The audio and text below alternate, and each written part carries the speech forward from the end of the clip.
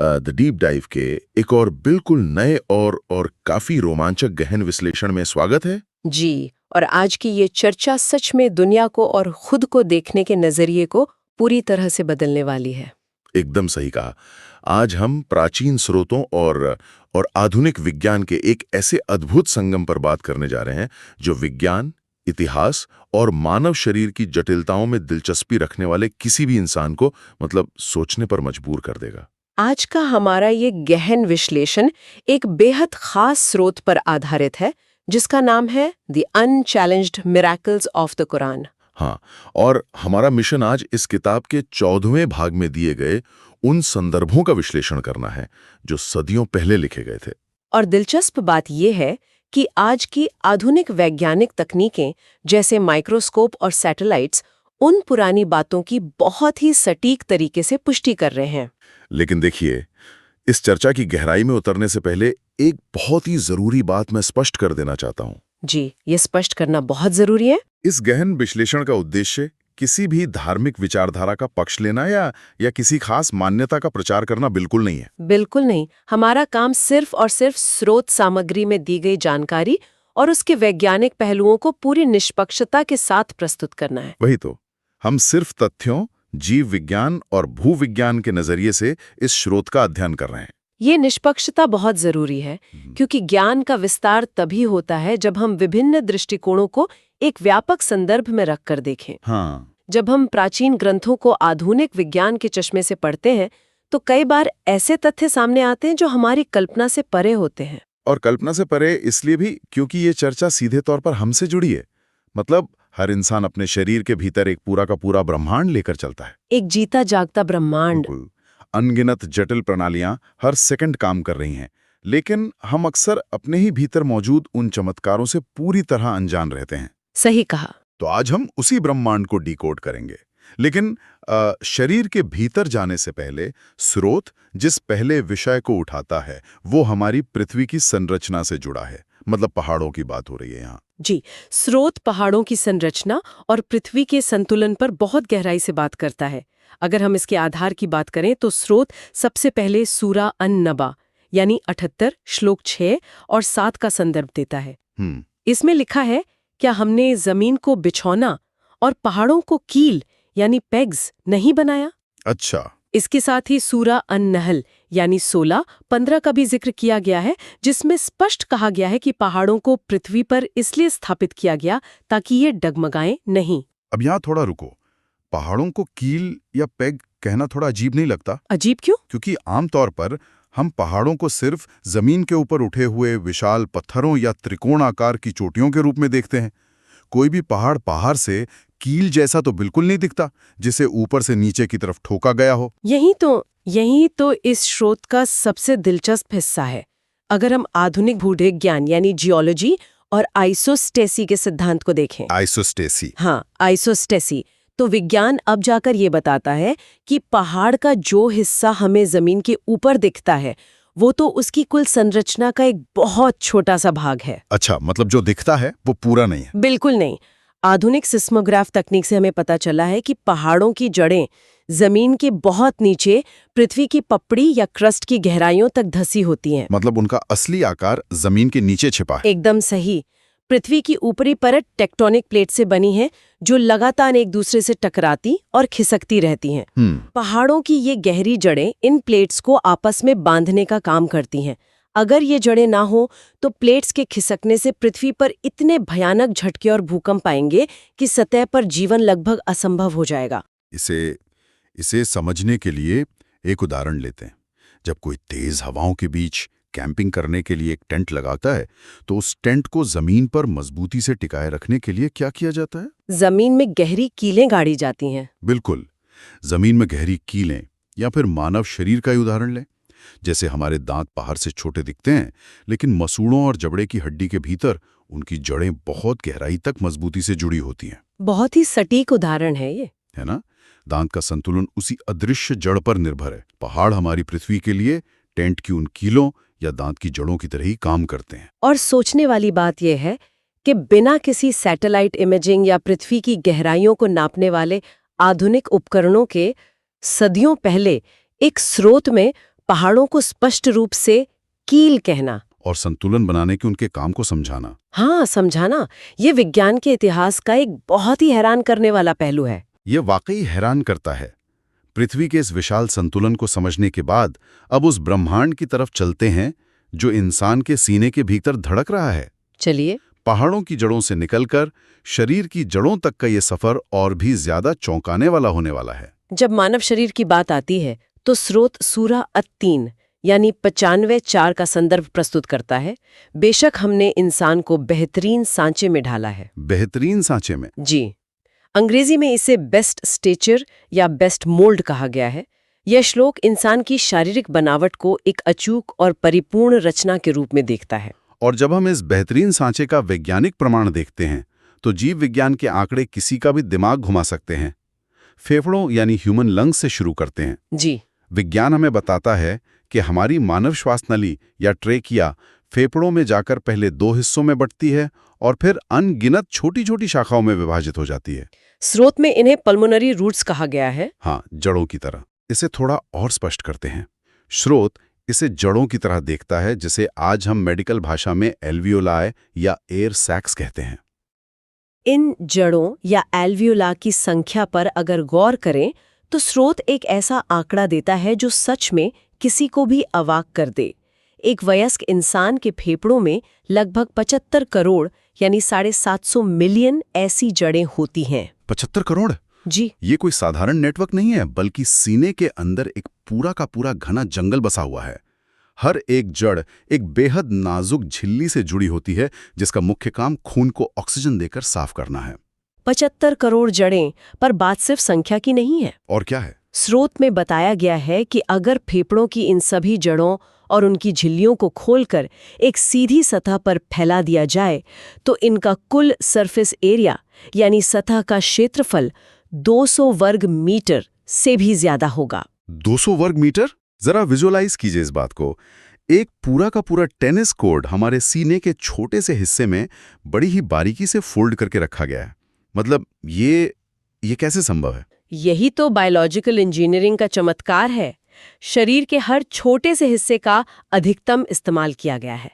लेकिन स्रोत एक और दिलचस्प बात की तरफ इशारा करता है। वो क्या? सामान्य स्थिति में जब कोई आराम से बैठा हो या सामान्य काम कर रहा हो, तब शरीर इन 75 करोड़ जड़ों में से केवल 10वें हिस्से का यानी 1/10 का ही इस्तेमाल करता है। सिर्फ 1/10 हिस्सा? जी, सिर्फ 10वां हिस्सा। तो बाकी का 90% हिस्सा किस लिए है? क्या वो बस ऐसे ही बेकार पड़ा रहता है? बेकार नहीं, बल्कि वो एक इमरजेंसी रिजर्व है। अच्छा, इमरजेंसी रिजर्व। हाँ, बाकी का हिस्सा प्रकृति ने आपातकालीन स्थितियों के लिए पूरी तरह से सुरक्षित रखा है।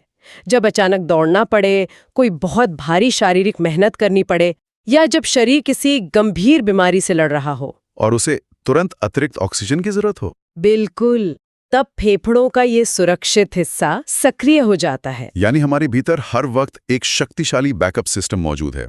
बेहतरीन सांचा वाकई में इसके लिए एकदम सही शब्द है। बिल्कुल। शरीर को सिर्फ आज के सामान्य दिन के लिए नहीं, बल्कि आने वाले किसी भी बड़े संकट से निपटने के लिए पहले से ही डिजाइन किया गया है। यही वो बात है जो इस सांचे को बेहतरीन बनाती है।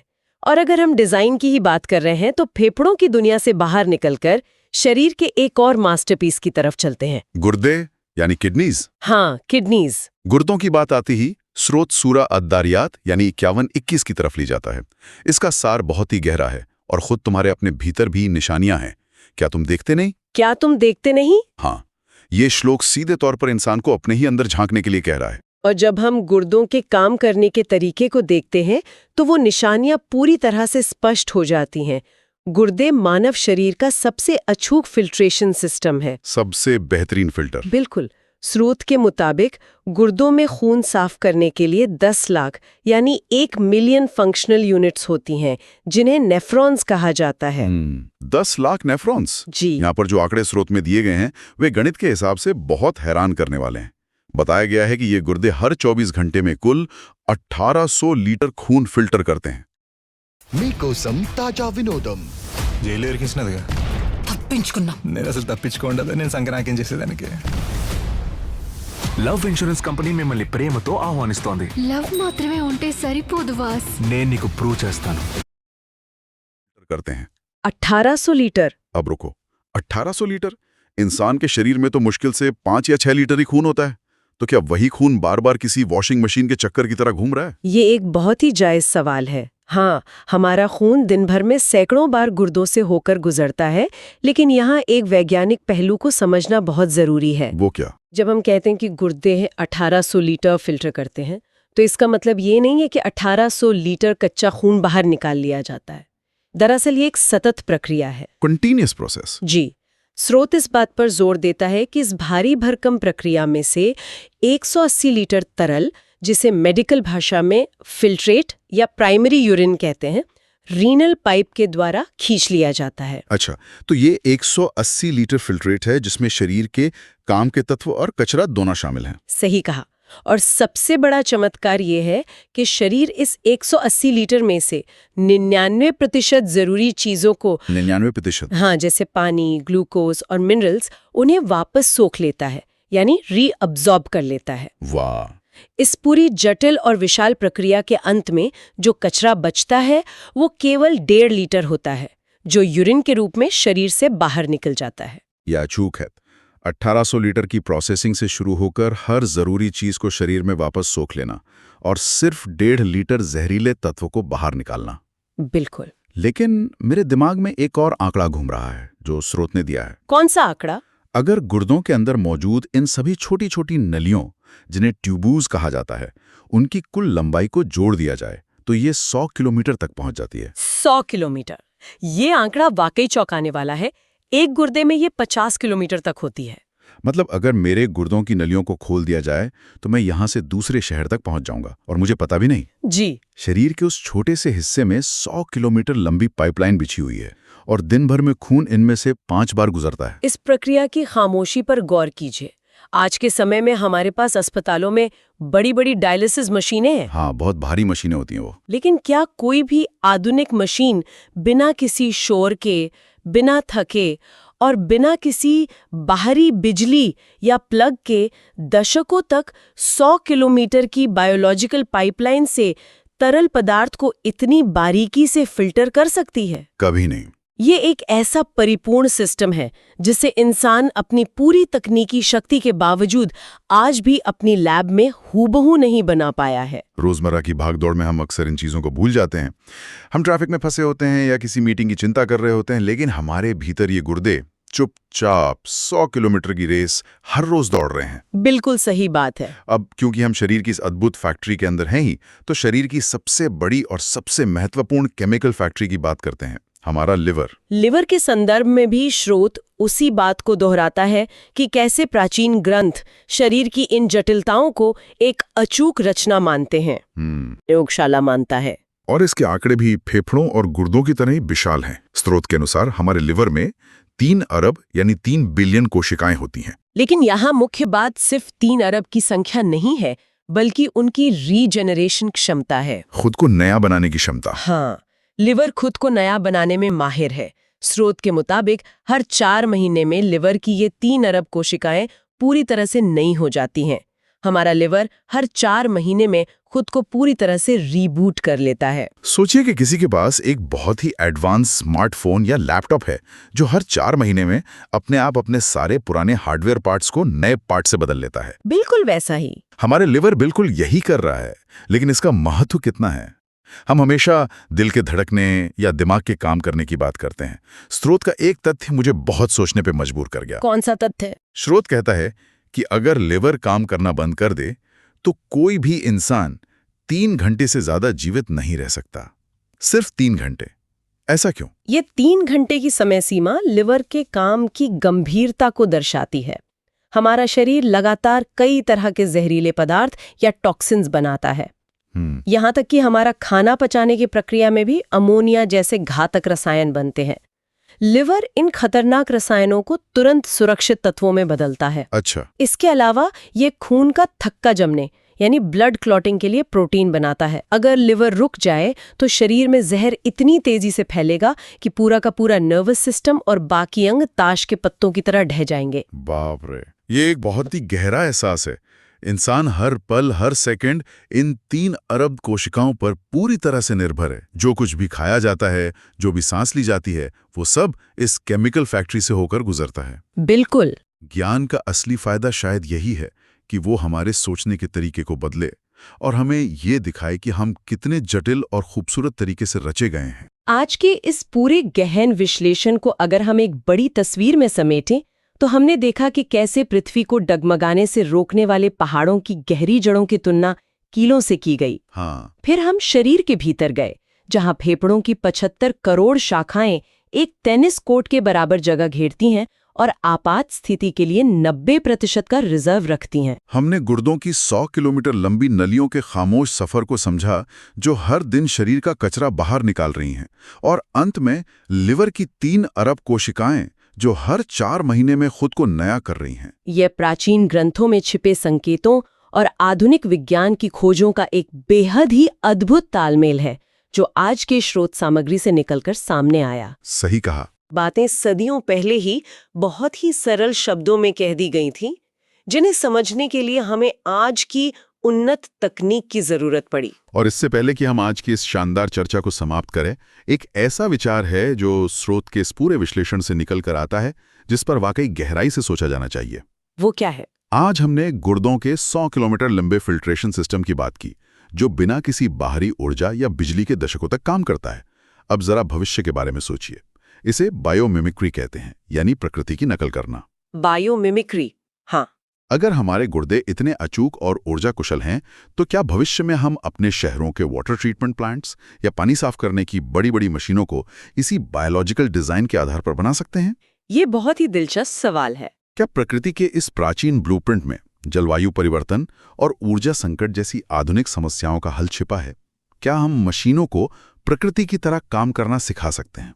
इस पर जरूर विचार कीजिएगा। बिल्कुल सोचने लायक बात है। इसी विचार के साथ द डीप डाइव के आज के इस गहन विश्लेषण को हम यहीं विराम देते हैं। हमेशा सवाल पूछते रहिए, अपनी जिज्ञासा को जिंदा रखिए और नई चीजों को खोजना जारी रखिए। अगली बार फिर मिलेंगे एक नए विषय और एक नई चर्चा के साथ। उम्मीद है कि